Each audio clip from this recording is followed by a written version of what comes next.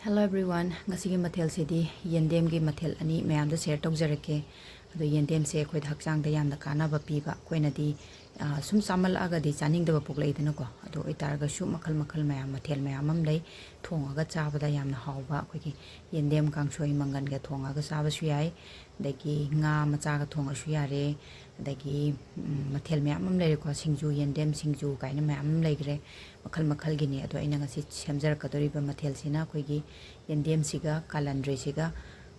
Eronba ama tawjarage aduga hawai muksori ga yendem ga thongba amaga share tawjarage adu kalendri se aina sisi kg ma leijarure ko market adu kg da 70 rupees ne to 50 rupees pirakpa da 20 rupees wale na 20 rupees ama hapaga 70 rupees ta lere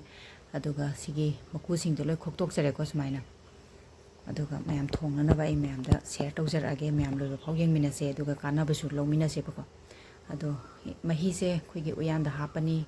aduga khoigi kalendra khokpa se si hana hapira ne ba aduga sogat halaba matungda khoigi yendem se haptoi ne ba moro tekpa ga kalendra ga si hana phutla se do yendem se di yendem gumba pan gumba se di mahi satra ga di hapada kitang nungai te dana adugi mahi sar kanda khoigi yendem ja hapsan birani aduga phutpirane ba ko ado alu kitang hapsan jage khoigi mapon kitang ta na ba do ado yendem se yam kana ba pi ko khoi hakchang da khoi gi postpartum gi yamna thuna heal to bonga me ko khoi gi angang po aba matung da khoi gi I mang gi ba leidana loss of blood se yam thuna khoi gi hakchang da I je pi ba ngam me aduga vitamin A and C yawe hai ba ko vitamin E su yawe hai ba ko ado sina kana ba hakchang se loin kana ba di pi dana aduna makhal ne singju chaba kangsoi chaba mayam leidana ko adugi makhal hoba mayam ama semaga chaba yai singju da hapaga chaba yai dasmai tawraga aina Eronba se share tawjarake tawbuni mayam da du kalendri ga yendem ga Eronba se sumaina loli habado kamaina loli habado su mayam da su dum comment tawbira amo aduga morok ga ngari ga degi mayam je aina sumaina ngari maru morok maru maku gumba yawdo du sum thok sare sumaina aduga yendem je hana mesan lane ba ko ado yendem je mel lama matungda sagi sigi mekhai ba koina kalendri mekhai ra thambase sine alu ne tawraga phasana lon doine ba tuga maroi mapang hapsalaga dum loire do mayam sigi kana base adum logbiyo ko hajik summer da kogi kalen tha da market da yendem se pai ge le horabane ado yendem se khoi gi de imana tharam bagi ko leirame thengnarak bagi khoi yumde ge dum leina da bi de yumde ge dum chana re ba ko ado yendem se kanghalaga thamaga singju dum chabasu yabane adagi mayam amma dum yai ko dasmai taraga mayam hauna dum chabiyo kana basu lobiyo haijage mayam aduga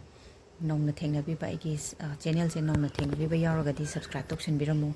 aduga like comment share amam tang to biramo aduga comment da su dum phongdok biramo karam mathel thongjaroge habdo aina food combo aina ngasi se sigi yendem gi share oin tawjabane ba ko yendem siga kalendri ga Eronba simaga hawai muksori ga yendem ga thongba ma share tawjarake aduga mathang da su mathangi video da su food combo ma lakane ba ko food combo sina kaino harga di karona khabi kango mane yendem ga hawai muksori ga kangsoi thongba kogi hawai muksori ga yendem ga thongba se si ma phajana detail oina semjarake aduga singju ma ga yarakani thangjing singju ma ga ado mayam mathang da su dum yeng na bagi dam ta support obira boina subscribe toksen biramo aduga kari karam ba food combo hapchar oge habidu su haibiramo da mayam sida leijare ko loijare Eronba se maroi kogi tilong mana phadigom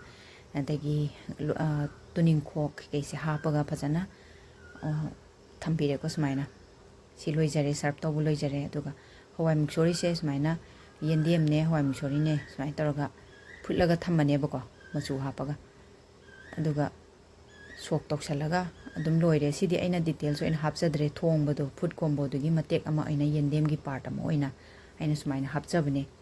aduga khangdaba thongbada heitriba angang gaido adugi su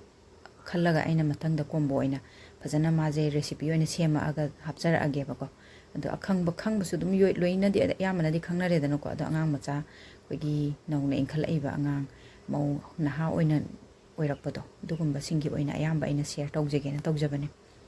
This mine padigom ne garam masala ne hapchalaga ꯁꯤꯁꯨ ꯑꯗꯨꯝ ꯂꯣꯏꯔꯦꯀꯣ ꯍꯋꯥꯏ ꯃꯨꯛꯁꯣꯔꯤꯁꯦ ꯃꯌꯥꯝ try ꯇꯧꯕꯤꯌꯨ ꯍꯋꯥꯏ ꯃꯨꯛꯁꯣꯔꯤꯒ ꯌꯦꯟꯗꯦꯝꯒ ꯊꯣꯡꯕ ꯌꯥꯝ ꯍꯥꯎꯕꯅꯦ ꯑꯗꯨꯒ ꯌꯦꯟꯗꯦꯝꯕꯨ ꯃꯤꯔꯥꯏꯕꯤꯒꯅꯨꯀꯣ ꯍꯥꯎꯇꯦ ꯍꯥꯏꯗꯅ ꯆꯥꯕꯤꯗꯕ ꯇꯧꯕꯤꯒꯅꯨ ꯌꯥꯝꯅ ꯀꯥꯟꯅꯕ ꯄꯤꯕ ꯍꯛꯆꯥꯡꯗ ꯀꯥꯟꯅꯕ ꯄꯤꯕ ꯃꯊꯦꯜ ꯑꯃꯅꯤ ꯑꯗꯣ ꯃꯊꯪꯗ ꯑꯅꯧꯕ ꯀꯣꯝꯕꯣ ꯑꯃꯨꯛ ꯄꯨꯔꯒ ꯂꯥꯛꯆꯒꯦ ꯉꯁꯤꯒꯤꯗꯤ ꯃꯩꯇꯥꯡꯁꯤꯗ